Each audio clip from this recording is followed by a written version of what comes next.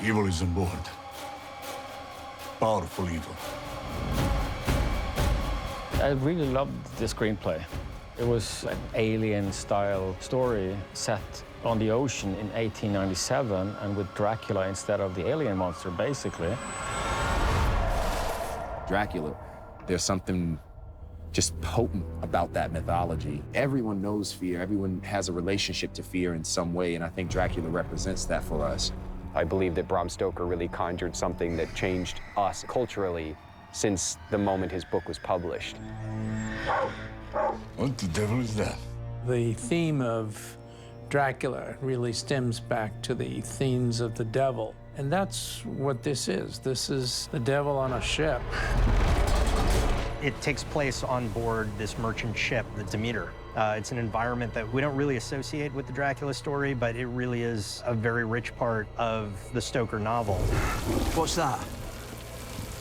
Captain's log. The movie is based on one chapter in the book, chapter 7, which is called The Captain's Log, from July 6th to essentially August 6th. This log is a record and a warning.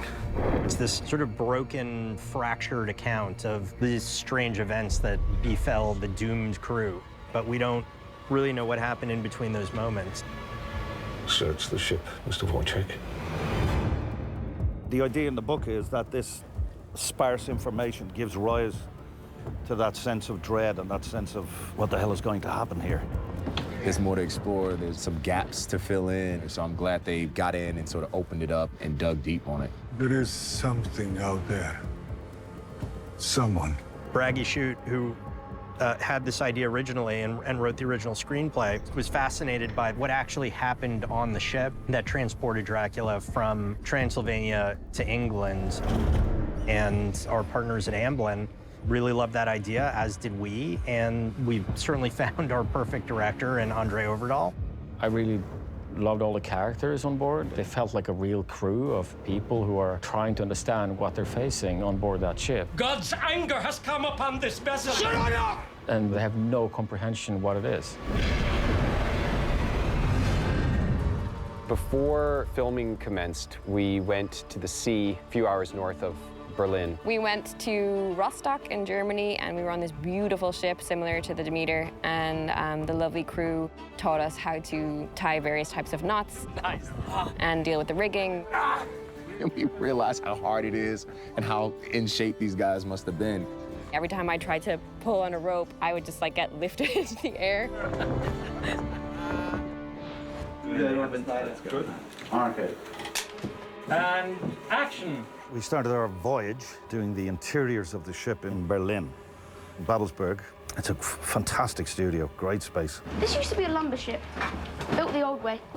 But now everyone wants steam ships. We had one set, which was the mess hall, and it was on these sort of rockers that kind of went back and forth. Everyone's kind of getting seasick, but we're on the set. We built 90% of the interior in one piece. And that really helps the movie feel like it's actually taking place in a real place. And we needed this vast space to feel like a labyrinth inside, with all nooks and crannies and dark spots and long hallways. It's not these disjointed pieces. We had this whole set that we could make our playground, so to speak. And that scale actually really does help in creating that world and making everything feel more real. God save you all. May he save the ship. May he save the crew.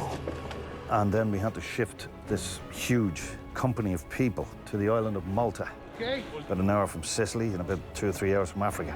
Day one, Malta. And we have this infinity tank that looks out into the Mediterranean. And so they built the ship, the exterior of the ship, in this tank. We actually built, I think, the biggest ship that has ever been in that tank in Malta. It's 180 feet long, which is what the Demeter was scripted to be. And yeah, it's a huge achievement. It's got a massive barge underneath it, which is full of air tanks, which when we fill them with water and air at the same time, make the ship list from port to starboard to get it as close to the real thing as possible. At first, you think it was a film about a group of ragtag sailors, and you don't know the evil that's sort of lurking beneath. When we find Anna, the idea is that she's very much near death, and Dracula has been feeding on her, and so we had to create a more emaciated look. We have to get off this boat, now! We did a combination of prosthetics and shading using makeup. It took about 3 hours, so it was fun. I looked pretty horrendous. He brought me here to feed. My character, Petrovsky, does not like the fact that Anna is on board. Bad luck, woman on board. Makes the skies turn. Animals go mad. And things start to go wrong. The animals are all dead, and we're trying to figure out how it happened. Where the hell did you come from? And to watch that unfold, it's sheer terror. Boo! We're filming outdoors, we're filming at nighttime, we're filming with special effects, and we've got Dracula himself in all his friggin' glory. I got messy, I got bloody, but it's not over yet. The scariest character, I believe, in the whole world is Dracula. There's something, yes, scary about him, and you know, once he's on you, that's it. Dracula, he's the perfect monster. It's really interesting that this monster that's among us only comes for us when it's dark. It's monster time when the lights go out. Yeah, the nighttime one is the big one. He only hunts at night. Sometimes he just feeds, sometimes he kills people, sometimes he kind of plays with his prey. He enjoys playing with us. You add that to his strength and his unhuman capabilities, it makes for a terrifying creature. Please, no! This scene of me becoming a vampire, being under the control of Dracula, is maybe one of the most beautiful and hardest scenes that I ever did. Save me! Starting with technical parts, which is putting the silicone prosthetics every morning for like 6-7 hours, and then chasing Toby through all these dark hallways. Mr. O'Garin. The scene with O'Garin was probably one of my favorite scenes to shoot. He grabbed me, dragged me. I'm terrified, as anyone would be. When Toby is put in danger, it's pure horror. Woody is such a wonderful actor. He works so hard, prepping every scene and really focuses. I get bitten by Dracula. But that doesn't really kill me because I'm kind of alive. I start being a vampire, so I'm not really alive, but I'm not dead. When Dracula goes and bites Toby, we have a custom harness and we have a line going up through the top of the set. And that was our first kind of stunt that we did with Woody on the show, and he was great with it. We had to build a big truss system to do a lot of our flying things for the creature climbing up the mast. We had special collars built for the mast system, and my stunt team was a great team of guys, and they kind of nailed it. The devil is real. I want to kill the cursed thing.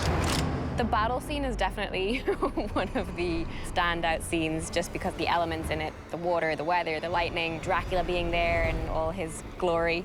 Action! We have to hurry! The entire final battle sequence, I think, is probably one of my favorites I've ever done on a film. Getting knocked over and knocked down and water dumped on you over and over and over. You know, the water's freezing. Water's like literally in your boots. It was a very difficult movie to shoot. We had a lot of technical issues going on at the same time. We have these enormous lighting rigs hanging from these cranes, and we have wind coming in. We had drain towers, we had stunt rigs, and we were shooting in a tank, and we're shooting 360. I've had a couple of moments on this set here in Malta in the tanks with all the rain and the water cannons and the wind and the lightning. We've had a lot of water dumped on us, fired at us, shot at us.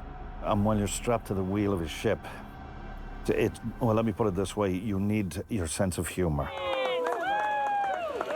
I personally love building suspense. That's what I have the most fun doing because it's all about cinema. It's all about editing, pacing, sound effects, music.